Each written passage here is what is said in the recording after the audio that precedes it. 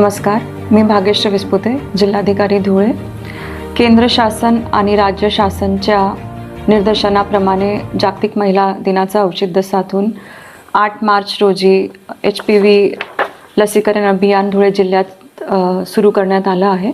महिलांमध्ये सगळ्यात जास्त जे आढळतात ते आहे ब्रेस्ट कॅन्सर, दॅट इज स्तनांचा कॅन्सर, आणि दुसरा आहे गर्भाशय मुखाचा, that is a cervical cancer.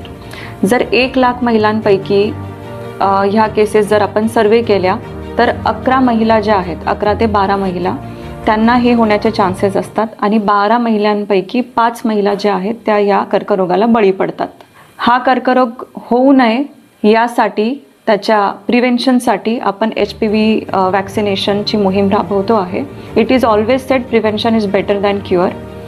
तर संभ्रम असे आहेत की त्याच्याने इनफर्टिलिटी किंवा वैंधत्व होतं, तर असं काही नाही आहे. कुठल्याही वॅक्सिनेशनप्रमाणे या वॅक्सिनेशन नंतर थोडा ताप येणं हे बॉडी रिस्पॉन्स आहे. कुठल्याही वॅक्सिनेशन नंतर अँटीबॉडीज बॉडीमध्ये प्रोड्यूस होतात आणि त्याच्यानुसार थोडा ताप येतो. तरीही HPV वॅक्सिनेशन जे आहे ते HPV व्हायरसचे प्रतिबंधन करण्यासाठी गार्डेसिल 4 या लसीचं वापर करण्यात येत आहे.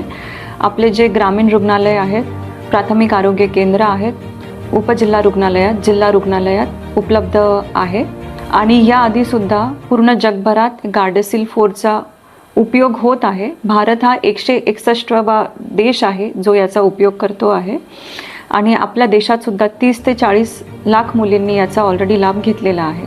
तरीही या लसीचे कुठलेही दुष्परिणाम नाही.